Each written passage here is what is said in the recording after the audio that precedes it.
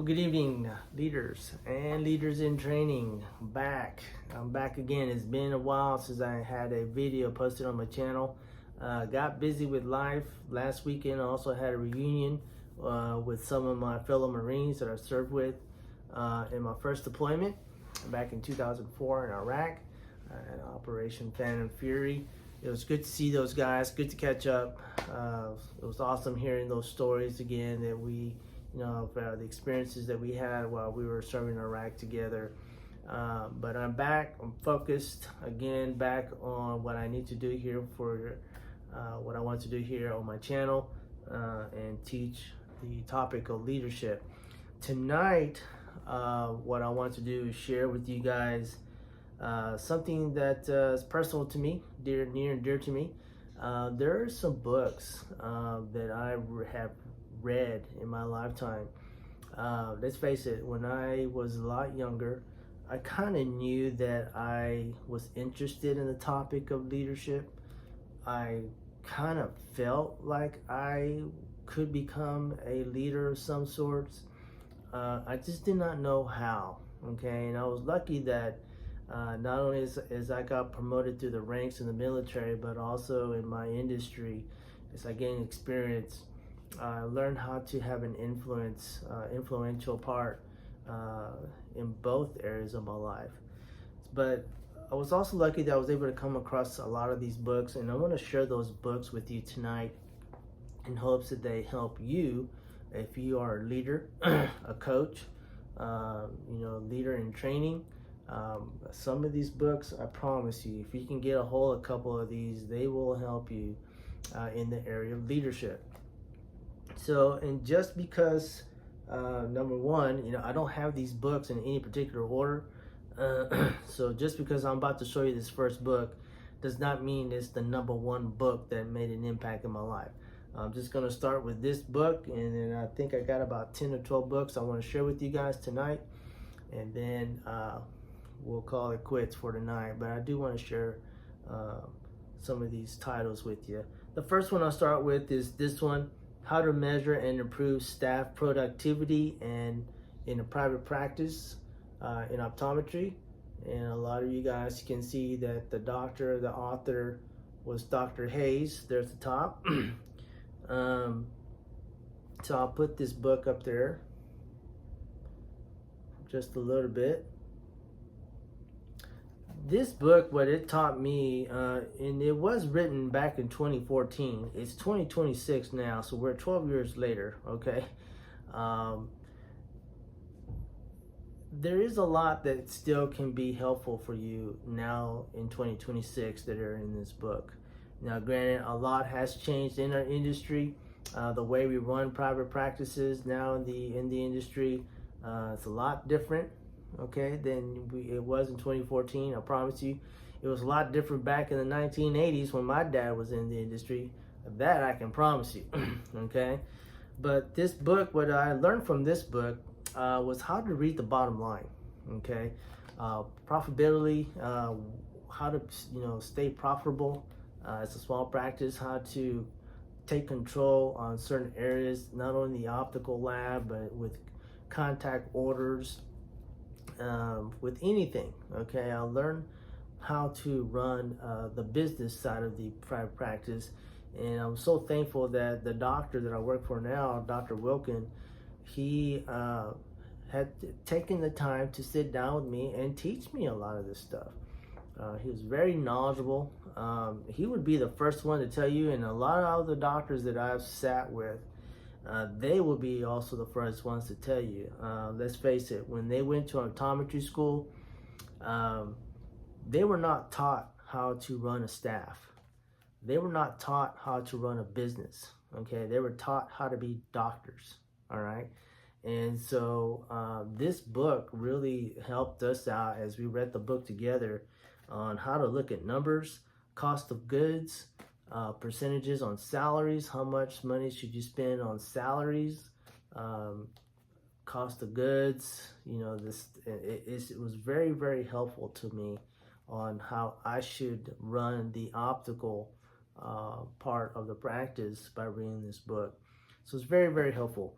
The second book that I wanted to show you guys that was very influential to me as I was learning how to become a leader. It's this book right here. It's called The Pep Talk. The author was really had a lot of sports reference in this book. One of the things that I learned in this book is, and I think I have talked about this book in one of my previous videos on my YouTube channel, was trust the process. You got to, whether it's on the football field or in sports or in the office setting, there is a process that has to exist, okay? Just like football, from the first day of practice to the end of the season, when you're holding the trophy as champions, there is a process there, and the same thing in the practice in the office. You got to, number one, be able to communicate that process to your team, and then the team has to trust it. Okay, do they trust the process that you have provided for them as their leader? And if so, then you will hopefully become successful soon. One of the things that I learned in this book is from this author that I learned was focus on the players and make sure that they know their assignments, not on the scoreboard. Do not focus on the scoreboard. It was more important to focus on the players to make sure that they understood their assignment, and therefore that would, present results during the game. And if they were positive results, then the scoreboard would take care of itself. So it's very important because that's something I wanted to learn as a leader. I wanted to focus on my individual team members, not so much on the numbers, okay?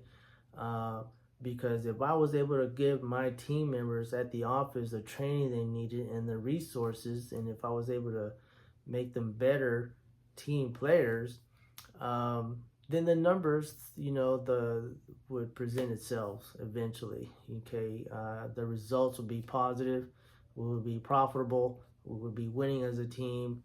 So the results would be there if I would focus on the team, not the numbers. The final score will take care of itself. Okay, eventually. Don't worry about the scoreboard. Worry more about the team members that you have.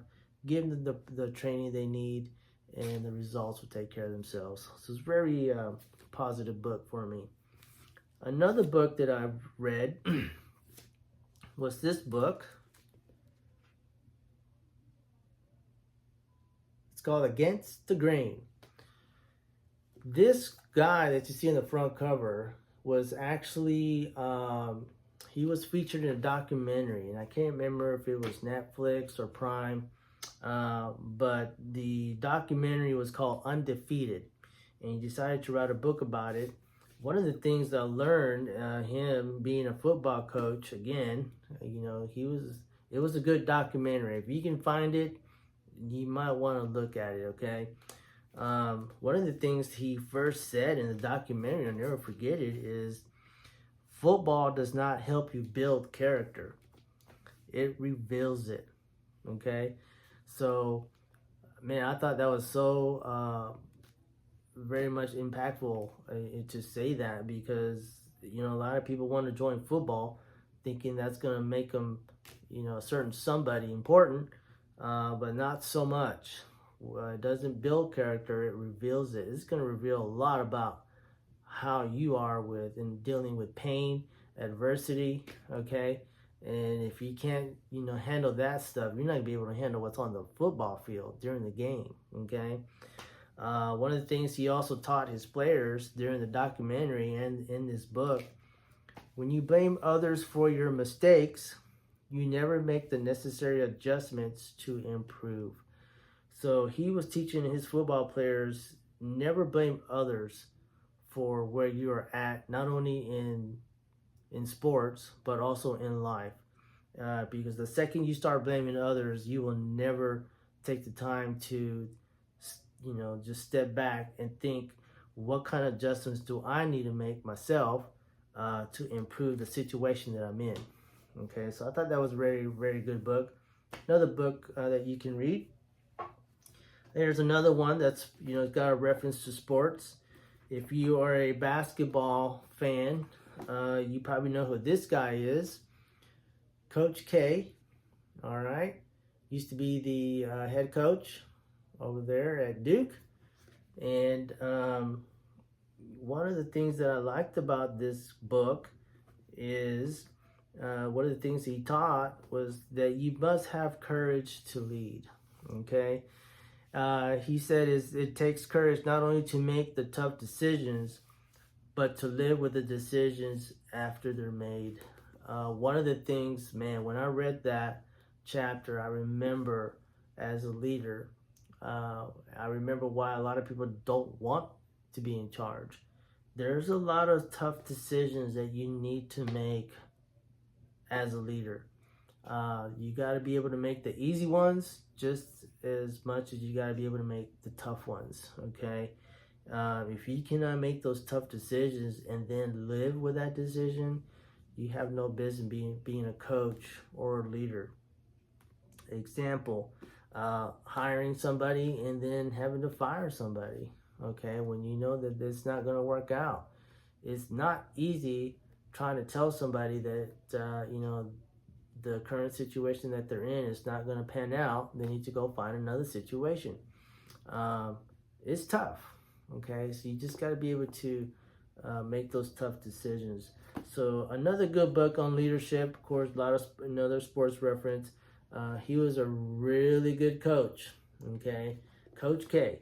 Everybody in college basketball knows that name. Another one, sports reference. Another coach that I studied. This guy is a big guy in college basketball. If you're a college basketball fan, you know who this guy is. Coach Wooden, okay?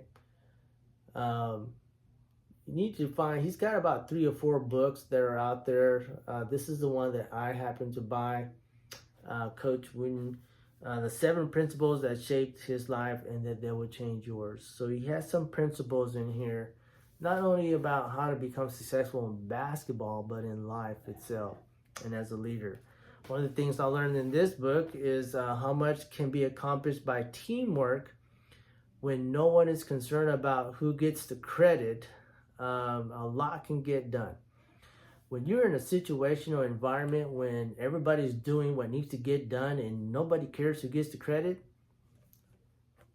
big difference, okay? I don't care who gets the credit. As long as at the end of the day, we are hitting the bottom line, we are being profitable, we can open the door the next day and stay in business. That's the big picture right there, okay? So don't worry about who needs to get the credit for what, okay? If you're working as a team, you're going to get a lot more done. The whole team should get the credit, period, okay? Don't measure yourself by what you have accomplished, but by what you should have accomplished with your ability. Really big thing that I read there in one of these chapters is a lot of people never accomplish what they should be accomplishing in life because nobody's ever pushed them, or they've never pushed themselves with the abilities they have. They have no idea what abilities they do have because they never sat down to figure out what they were. And so therefore they never accomplish anything big, okay? Another thing I learned in this book from Coach Wooden, one of his principles, when it comes to excellence and mistakes, this is huge, okay? If you don't have the time to do it right, when will you have the time to do it over and over and over again?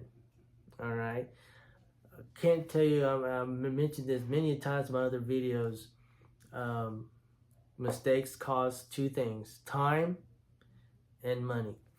Okay? You got to pay attention to the little details, man. That's vital, to pay attention to the little details, because those mistakes, if you don't do it right the first time, you're going to have to find time to do it over and over and over again. And that's, man, time, very costly. So do it right the first time. I think this is the last book on that has the sports reference to it. But this is another coach that I studied. If you're in college football, you know this coach. He recently passed away, but I've had this book in my library for years, and I have a bunch of stuff highlighted that I always refer to. It's Coach Lou Holtz, okay? Winning Every Day. All right, so Winning Every Day, Coach Lou Holtz. He has a game plan not only for life, for success, but also at football as a coach. One of the things that I learned in this book, know what motivates your team, okay? You got to know what motivates your team. What is it? Let me tell you a secret. It's not the same for everybody on the team. Everybody in the team has something different that motivates them. You got to find out what that is. The second the sooner you find out what that one thing is that motivates each person on your staff or on your team, the better you're going to be as a leader or as a coach, okay? So know what that is. What is the motivating factor for everybody? Would you prefer a kick in the butt or a pat on the back when it comes to mistakes?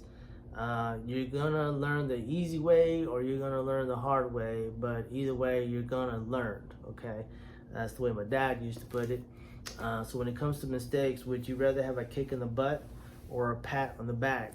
You got to learn how people on your staff or on your team, how they want to be taught how to handle that mistake they just made. A lot of people, they want to be kicked in the butt. A lot of people, they want to say, good job. I know what you did. Let's talk about a couple other ways that you probably could have done this a little bit better. See the difference? You got to learn how people respond when they make a mistake.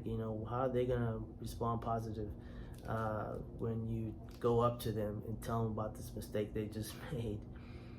Talent determines what you can do. Motivation determines how much you will do. Attitude determines how well you do it. Okay? So true. A lot of us, our teams at the practice, we got a lot of talent, which is going to determine, what we can do as a team.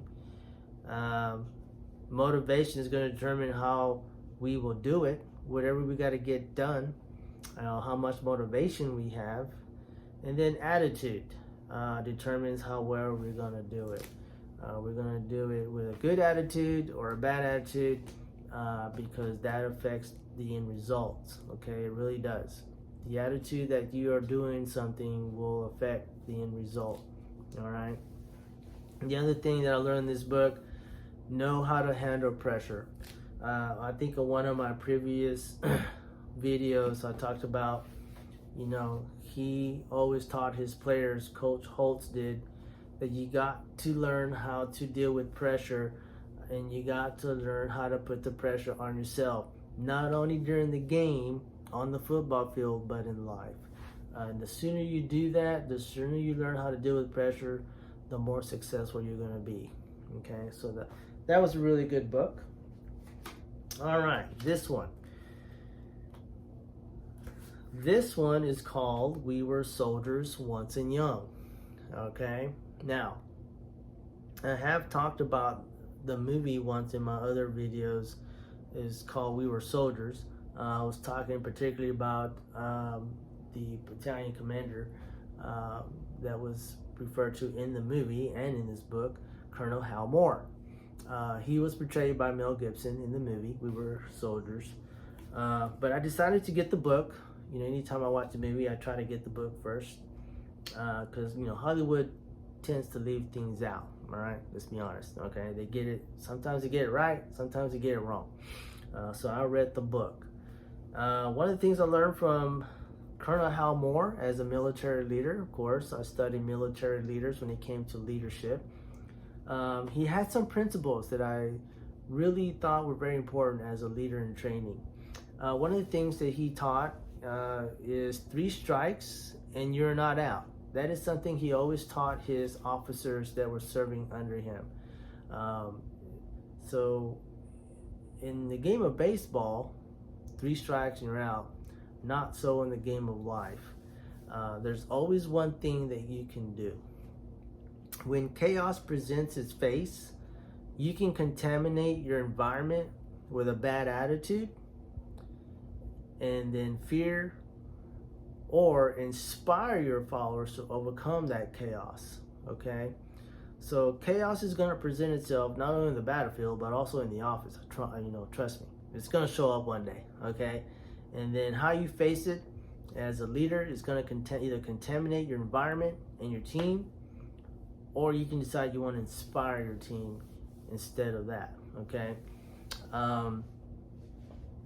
One thing that I always want to try to do that he always taught his officers is it didn't matter what rank you were, whether you were an officer enlisted, if you were a leader and an officer under his command, you were not going to be in the back. You were going to be in the front, okay? Leading your men from the front. And the way he put it in the movie was where the bullet meets the meat, okay? I always try to do that. I never tried to sit in the back office all day long looking at my computer or my cell phone while everything was going on at the front, okay? It's not a very good way to lead somebody. So I always try to walk around the office, try to always be at the front as much as I can. That way, if something came up, I was there to help make decisions, whatever the case may be. Always leading from the front. The other thing he always asked his officers to ask themselves in the middle of chaos and combat, what am I doing that I should not be doing? What am I not doing that I should be doing? So that's something that I always ask myself, not only when I was serving, in a combat situation, but also at the office. What are we doing as a team that we should not be doing? That's not helping the situation, or it's not helping us get any closer to the goals we set together as a team. Okay. And then what am I doing that I should not be doing? It's just one of those things you gotta ask. You just gotta ask.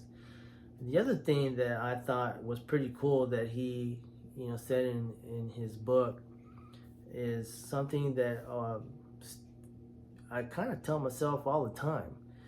When there's nothing wrong, there's nothing wrong, except there's nothing wrong.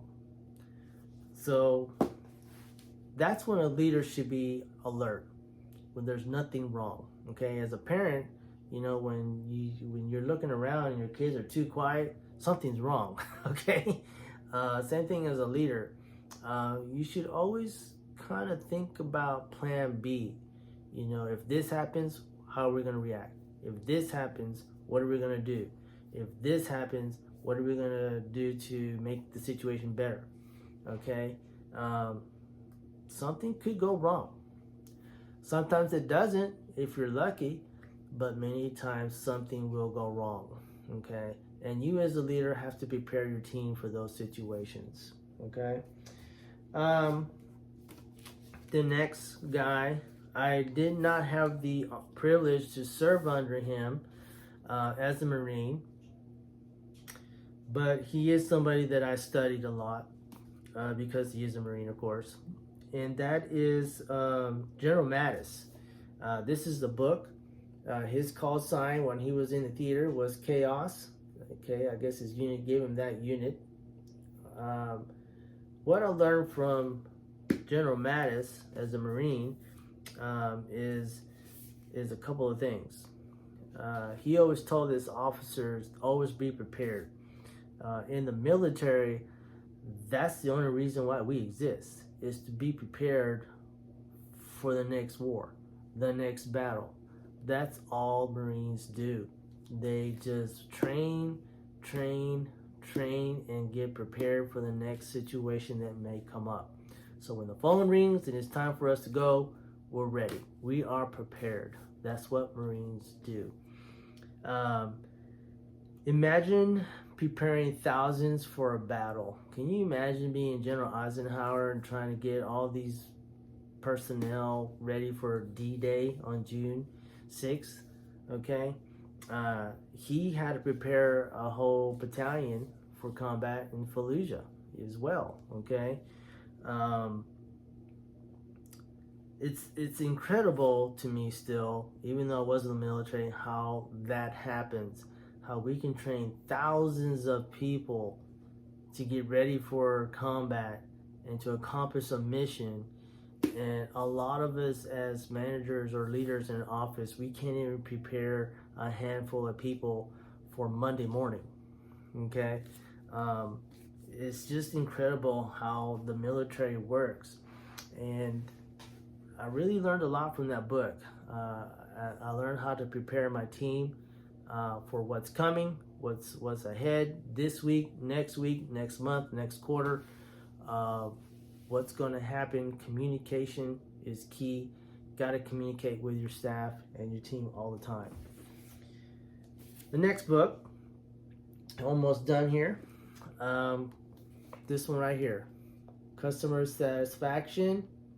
Everybody's talking about customer satisfaction here every day. It's worthless. All right. I can't tell you how many times I come home. I love my team. I love my industry. But man, customer satisfaction is getting harder and harder every time I go to work. It's always something that's coming up. One of the things that I got out of this book is one of the chapters was 97.5% of customer satisfaction. Okay, there's a practice or a business that was bragging that they had 97.5% customer satisfaction, and in this book it said big deal. Okay, what that means is 2.5% are mad and are convincing other customers not to shop with you. Okay, and then sometimes 2.5%, that's a lot of people. Okay, what I learned from this book is don't want a customer or a patient that's satisfied with our practice or a team. Okay, you can be satisfied anywhere. Okay, you can get your glasses anywhere, your contacts anywhere, and be satisfied as a patient. What we want as a team is a loyal patient, because a loyal patient is going to keep coming back. Okay, and then they're going to tell their friends and families to come to us as well with their eye care needs. So to me, customer satisfaction, worthless. Okay, just like that book was entitled, I could care less about customer satisfaction. I want a loyal customer. Okay, this next book, don't be afraid here. So leadership isn't for cowards. I can't tell you of a statement that is so true, whether it's in the military, a medical practice, a small business, whatever the case may be. Being a leadership, man, you got to have a spine. Okay, it's not easy. It's definitely not for cowards. One of the things I learned about in this book about being a leader for my team is not to be afraid to challenge them. You want to know how much of an influence you are or how good of a leader you are for your team? Challenge them tomorrow. Okay? Give them some challenges. See how they handle it. If they do it, it's because they respect you as their leader. Okay? A lot of times we as leaders, we don't want to challenge our team because we're afraid that they might get upset. Big deal. When you challenge your team, they get stronger. They figure things out together. They become stronger as a team. They accomplish bigger things. They accomplish more things. And then as a result, the bottom line gets better. Okay? So don't be afraid to challenge your team.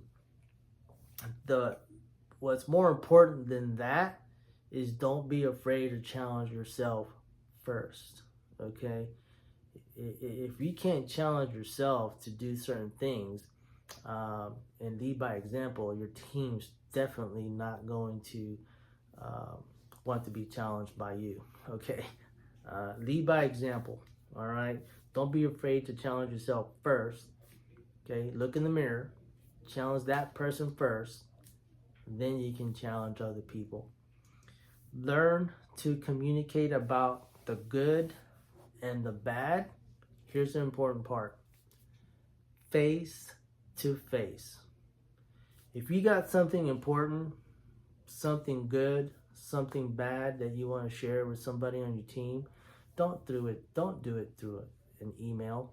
Okay, my dad always taught me, if you ever want to gain respect from somebody, it's always better that you talk to them instead of behind them, okay, or about them. So as tough as it is, okay, hello, leadership's not for cowards. You got to learn how to communicate the good and the bad with your team, okay? And you got to be able to do it face to face. You got to do it with a sincere heart. And like I said, sometimes it's tough, but you got to do it face to face. All right, got about 4 or 5 books and then I'll be done. This next book, the one thing that I wanted to do first as a leader is I wanted to learn how to become a leader. What is it that's out there that could help me learn how to become a better leader? So the first book that I bought back a long time ago in the late 90s is this first book by John Maxwell, Developing the Leader Within You.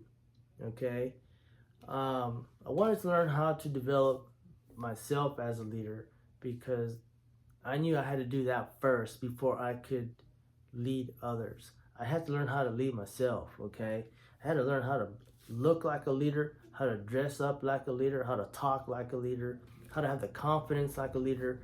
So this book was very helpful to me. One of the things I learned, before you can develop other leaders, you must first develop yourself. Okay, there you are again. How important is that lesson, that to be a leader, before you can lead others, you got to be able to lead yourself first. The way John Maxwell put it is, if you would not ever follow you, why should you expect other people to follow you? Okay, so very important lesson there. When we are foolish, we want to conquer the world.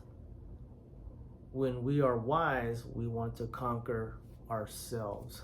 So again, focusing more on yourself first, then others later.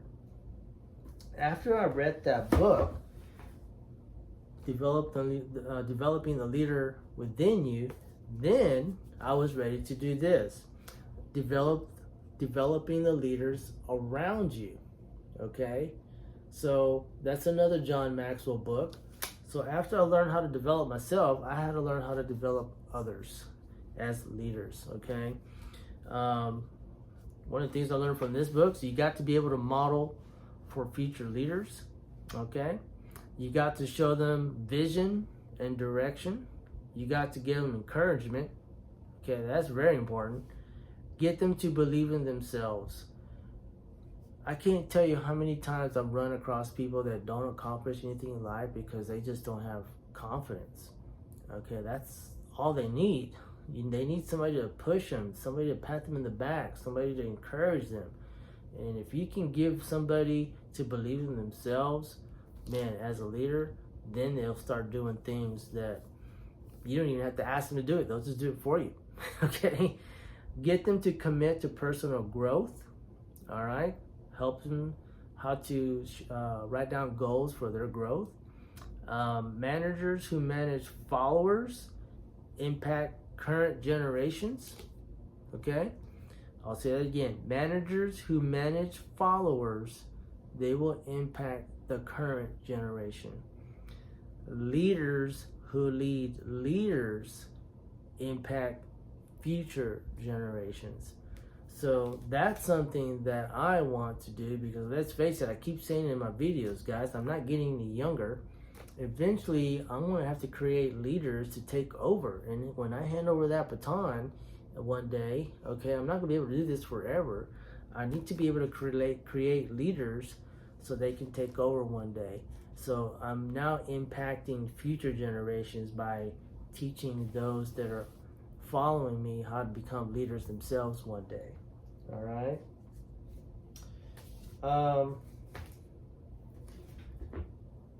The other books that I learned is another John Maxwell book. Surprise, surprise. Becoming a Person of Influence. Okay.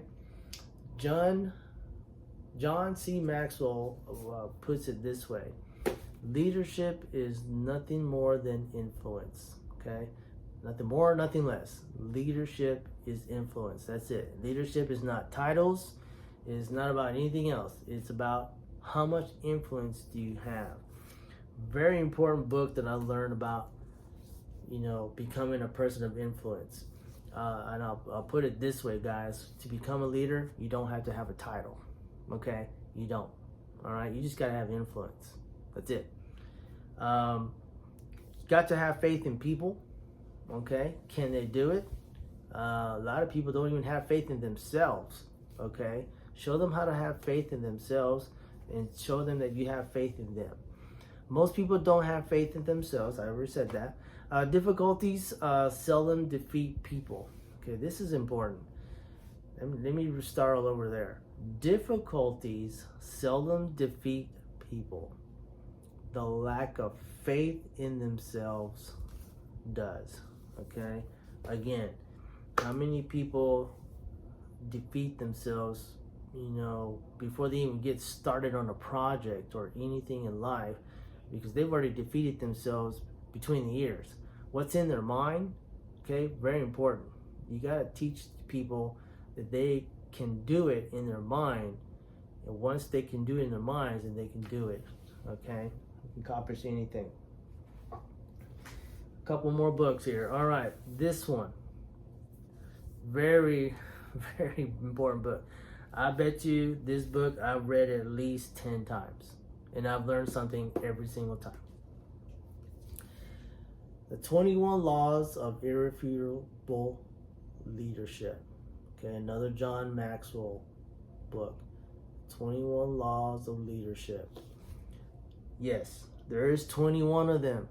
You will not be good at every single one of them. Okay? But one of the things I learned in this book, one of the most important lessons that I learned in this book, and I think I got this book back in 1998. It's the Law of the Lid. Okay? You need to look up the Law of the Lid either on a YouTube channel by John Maxwell or get the book. Okay? Do both. All right, I promise you will definitely learn what you need to do as a leader by getting this book. Okay, simply the Law of the Lid. Your leadership ability determines the person's level of effectiveness. Okay, so whatever you are as a leader, whatever your lid is, will determine how effective you are as a leader. I would probably suggest that one should be one of the first books you should get. Okay. This one. This book right here. Another John Maxwell book. The 17 Laws of Teamwork. Okay. Now, every time somebody reaches their 90 days on my team, they get a copy of this book. I sign it. The doctors sign it. What I share with that person when they reach their 90 days on my team is, congratulations, you made it. You're on the team now, officially. Okay? And I give them this book, but I also tell them, I'm not going to force you to read it. I'm not going to give you a quiz ever to see if you ever read it. But what I am going to know is, I'm going to be able to tell if you have read it by the way you treat your teammates. Anything and everything that I do regarding my team, how I handle certain situations, is all in this book. And it will make sense to them why I did, this a certain way or handle this situation this way. It'll make sense to them if they read this book.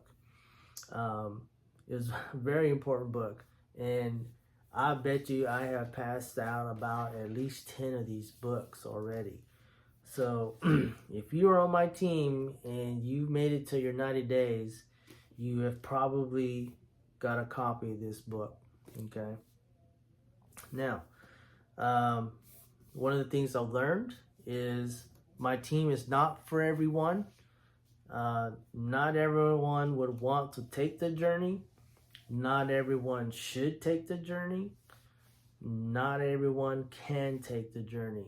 So one of the things I wanted to do when I first became leader of the team that I'm currently a part of is I wanted to take everybody on a journey, okay? A destination, if you will. Let's create some goals together so we can not be stalemate, but we can go to a certain place that we've never been before as a practice. But I quickly learned, like I just read, that not everybody was going to want to take that journey. Not everyone should take that journey, and I quickly learned that not everybody can take that journey. So that was very important lessons that I learned as I was wanting to teach my team, what kind of a journey I wanted to take them on. Okay. This book right here, of course, is my Bible. It's the Maxwell Leadership Bible. Okay. I do read it. It is the version of my Bible that I read. It's the New International Version. My dad gave me my first Bible when I was in the 8th grade. Again, he told me, son, he goes, I'm not going to make you read the Bible, but I will be able to see and learn if you are reading your Bible by the way you talk to people, by the way you treat other people. If you are judgmental to other people, I will be able to tell if you are reading your Bible just by your actions. Okay, so very important lesson I learned really quickly. So not only if I read books on leadership, but also my Bible as well, taught me how to live life. He did teach me, David, you will never be Christ, but your life will be much easier if you are Christ-like. Okay, so a lot of important lessons my dad was trying to teach me there as I was growing up as a kid. All right, last but not least, we've made it. I have brought this book up many times. This is something that I worked on myself for a few years, and it's recently been published. It is this book right here. Which is better, 1 or 2? How to have a great team in the optometric practice. Not just in the optometric practice, but in small businesses, anywhere. That is the book that I recently wrote myself. Got it published a couple of months ago. It is for sale right now. I will leave a description or link as to where you can buy my book.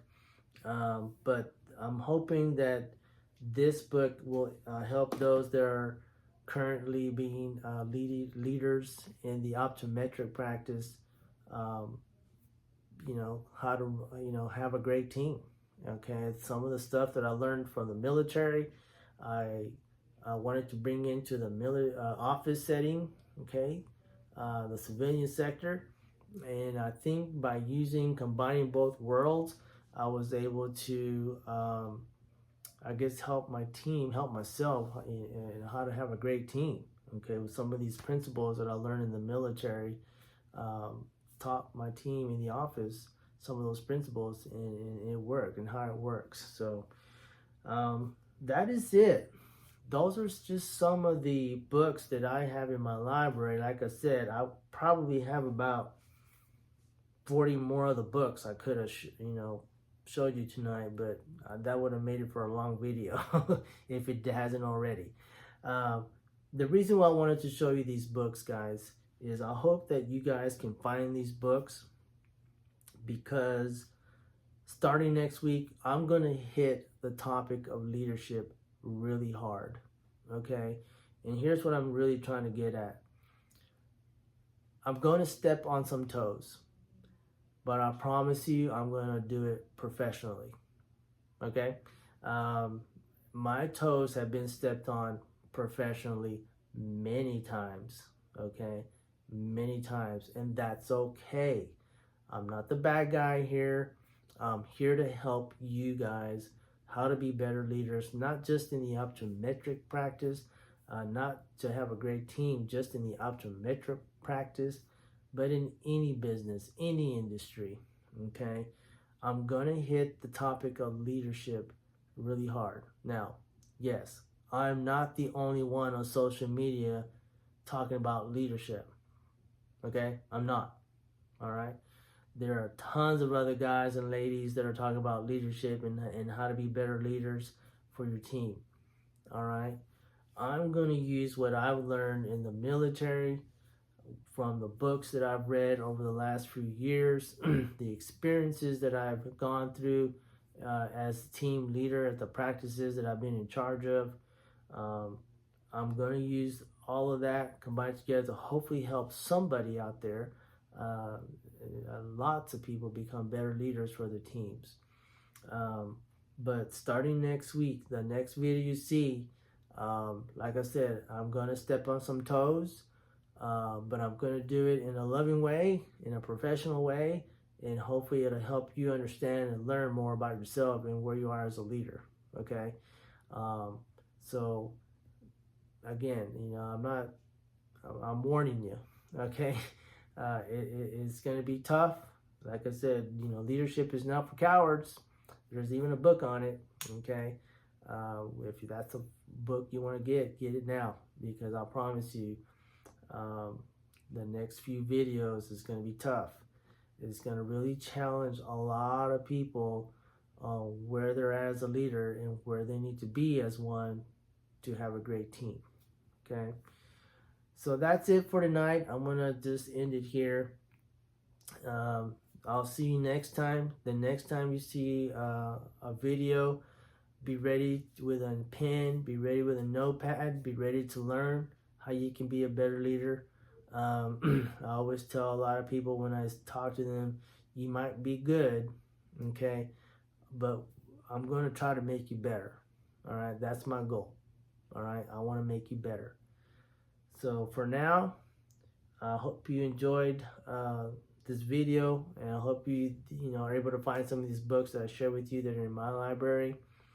And then be ready to write down notes, be ready to be challenged, be ready to have your toes stepped on. Don't take it personal, okay? Leave your egos outside or somewhere, okay? You're not going to be able to have an ego and watch my videos, okay? It's not going to work, all right? So until next time, have a good night. And then we'll get together here soon and we'll start learning together on how to be better for our teams. Take care.